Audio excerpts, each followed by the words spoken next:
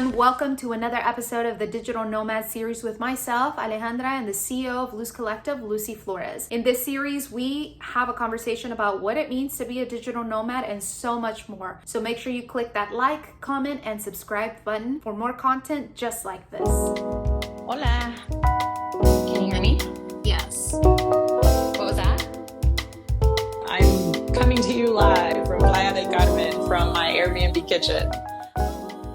It's so incredible, how easy it is to find your people, I think we've gotten so much better at it over the last year because we've been forced to connect with folks virtually, and humans need that connection. And we do need that physical connection as well. And now we've been learning how to do that a little more safely. But, at the end of the day, we're still forced to be apart from one another pretty often. And that's okay, right? Because there's so many different ways to still connect with people, still, share the things that you love, and just learn so many new things in the process, talking to so many locals in Tulum, cab drivers. I wasn't in cabs very often, but, on the rare occasion that I was, I would just ask them all kinds of questions like, how's it going? And, I'm going here. And then they would randomly tell me all of these different facts and information about the local area. I mean, it really is. I'm definitely an extroverted person, but I think even if you're not an extrovert, and maybe it's a little harder for you to, have these spontaneous conversations with people, at least in Mexico, and particularly when you go to places that are really based on tourism, people are just wanting to be friendly with you. So you don't even have to do that much work, You just have to be willing to have the conversation and be willing to, and not only that, but want to learn. And if you want to learn from others, if you want to learn about the culture, if you want to, just feel connected, then that's really all you have to do, is be willing to have a conversation. Yeah. No, but I mean, I think you say it pretty well. You are extroverted. I think you have like a personal gift for this too, making connections and, connecting with people and feeling like you're building a community immediately. So I'm really curious what the reactions were from your family and friends when you decided to make this move, because as we spoke about it in previous IG lives, you were up at like 2 a.m. looking at this and you were like, I'm doing this, right? So I like, if you were my family and you told me that, I'd be like, what? Have you really thought about this? Or like, through that community, what was their reaction? Because I think a lot of us, especially Latinos, are super close to our family. So that stops us. Because we're like, no. Like the hypothetical, like I have to be there for the hypothetical emergency, which 9 times out of 10 doesn't happen. Right. Yeah. I've mentioned this before, but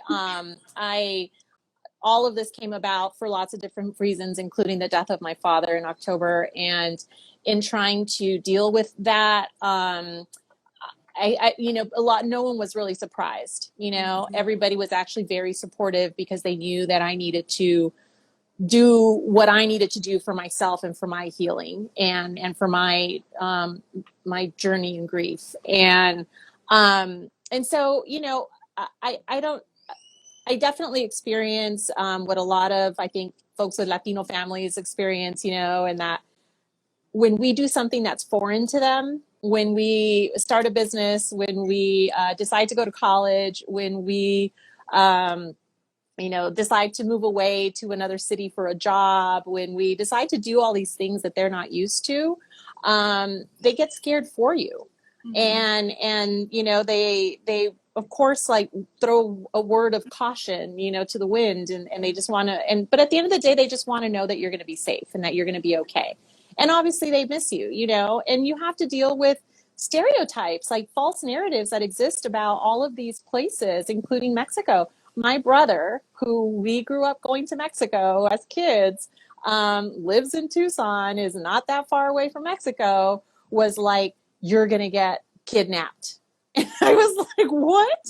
Of course I'm not going to get kidnapped. Like, that's like Netflix narcos, that's why those shows are so harmful to us, you know, because we think like the entire country is just run by cartels and it's just, you know, drug dealers everywhere. And that's not the case at all. You should absolutely do your research on where you're going. You should look up local bloggers. You should look up local news. You should, you know, do as much research as you can. And when you do that, you'll find that the story is completely different. And so, you know, I had to set my brother straight on that, of course.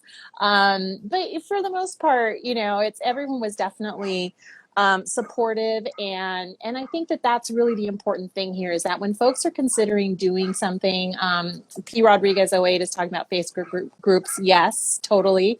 I joined a bunch of Nomad Facebook groups immediately, even before my day came to come to Mexico.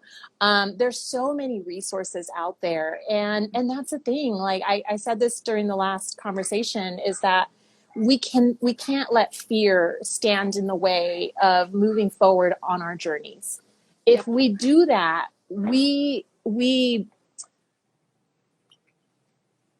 don't allow ourselves to fully experience these opportunities that we can't imagine that we would even have.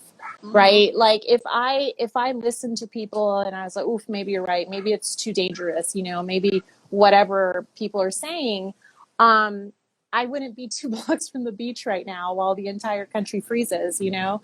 And so I'm, as I said, I'm very privileged to be here, but we also have to recognize that if you don't allow yourself this opportunity, if you don't allow yourself and encourage yourself to get past fear, then you're never going to discover what's on the other side.